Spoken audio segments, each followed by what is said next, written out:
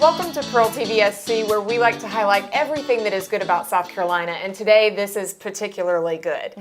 We have Heather Perry. She's the Director of Fundraising at the Lowcountry Food Bank with us today. Welcome. Thank you. It's so great to be here. Yeah, this is fun, and this is just such a worthy cause. Tell us, for people that don't know about the Lowcountry Food Bank, what do you guys do? Okay, so the Lowcountry Food Bank serves 10 counties in the Lowcountry area, all the way from Myrtle Beach down to Yamasee and in between. So we're serving all of those counties, and we are a food distribution center. Okay. So we partner with 300 partner agencies to help us distribute the food equitably in neighborhoods where people know each other, they know the needs of each other. So we're happy to partner with them and to get food to where it needs to be. So y'all are kind of the mothership. We are the mothership, and we have 2 other satellite offices, one in Myrtle Beach and one down in Yamasee. Okay. So we have 2 other distribution centers so that we're not on the road a lot, and the food is getting out to those communities. So we're really fortunate to have those resources. And where does the food come from? Who supplies the food that you distribute? So we get food from retail partners, just like you would go to the grocery store. We have great relationships with all kinds of retail partners. We get them from farmers, local farmers. We use them as well. So the normal places like you and I would go shopping, we use that too. So, and then we also get food from the U.S. government through the USDA. I know this year, especially with COVID, I mean, I lost a job. You know, I know so many people have lost a job. Yep. And you said a statistic that was really shocking. Yes. So we have at the food bank located in North Charleston emergency food assistance, because we're not set up to be a partner agency. We leave that to our friends in the neighborhood. But if somebody walks in our door, we're not going to turn them away. So we have emergency food assistance. Prior to the pandemic, we would have maybe 20 to 50 folks that would come in and say, hey, I need some help. And we would say, great, here you go. And here's a food pantry in your neighborhood. Go back to them and they can help you with more. Right. Well, we've seen an increase of 500%. Oh my gosh. 500% of just people walking in. So we've been working double time to make sure they are connecting with their local pantries and with their local communities as well. Wow, that is It is. shocking. It's heartbreaking when you see a family walk in with children. And I remember one time I had someone walk in and I was assisting them, and she said, I'm usually the person that volunteers here. I'm a server and I lost my job, and my mom and I don't have food to eat.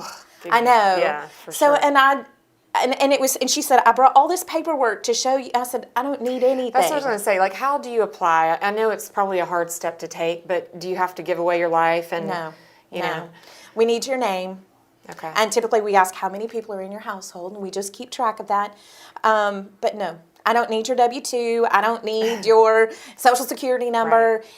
We just need you to ask. Right. And that's sometimes the hardest And thing to do. there's no shame in that. We No, all, absolutely at some not. point, need help. Yeah, we do.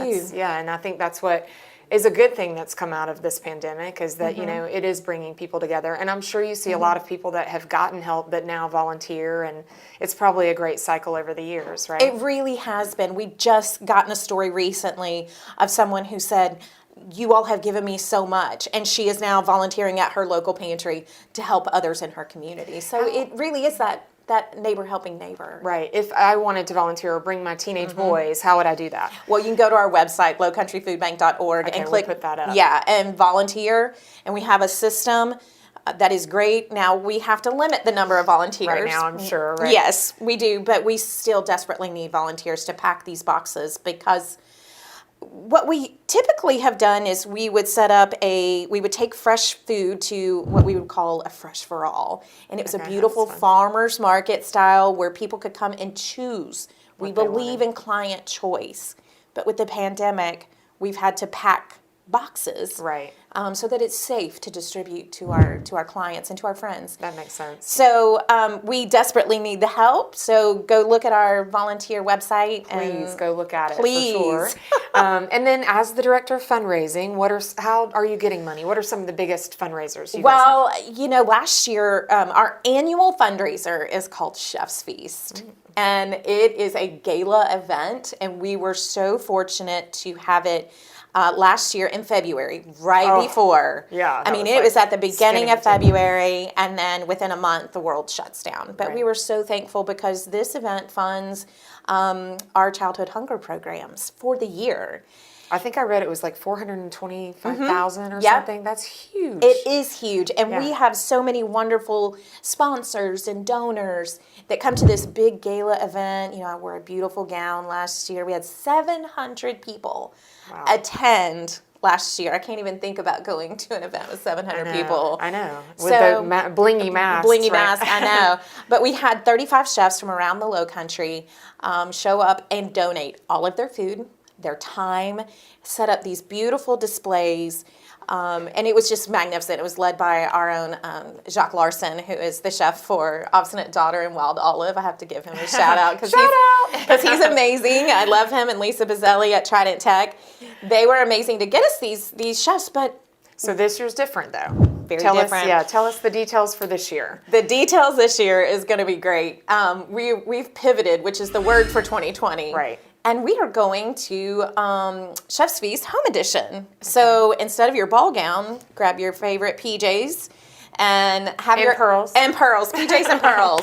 And so you can do that, and we want you to have your own Chef's Feast at home. Find one of your favorite restaurants, and we have a bunch listed on our website that you can choose from. Get it to go, order, come home and watch our 45-minute live show from the food bank. Okay. And we'll give you a behind-the-scenes look at what we do for these I childhood think hunger that's a great programs. idea. Yeah. And well, you know, people are used to now being at home more. You clearly, obviously, don't want to cook. We're all done with cooking. Let's say we that. really are. But support these local restaurants that Yes. have hurt so badly. Yes. Especially during the pandemic. So we're February 27th. And it says pre-show 6:30, and then the show is from 7 to 7:45. Okay. Yeah, so we're going to do like a little pre-show, which is, you know, kind of our thank you, and get ready, get your food ready, get your snacks ready. Okay. And 7 o'clock, we're going to go live from the food bank. And people will be able to phone in donations or They can text to donate. Text. They can donate online. We'll have all of that information is on our website. Okay, perfect. So, and they can watch like, you know, like an old school telethon that, Oh, you know, yeah. I grew up on, Right. and you can watch, but without all the entertainment and the silliness, because it's a serious thing. But we want to show people what goes into a backpack for our backpack buddies, and what goes into a school pantry market, you know, box. So it's important. We want people to see where their money's going. Good. Well, thank you so much for pivoting and for having a creative event and Thank for you. all that you guys do. Thank you. Please, please, please go online. We'll put the website up. Learn how to volunteer. Learn how to donate and support. And tune in on February 27th. I want to call it PJs and Pearls, but I know. I for the- feel like I should change the name. I know. But thank you so much for joining us, Heather. Natalie, thank you. It was my pleasure. We'll see you back soon. Okay.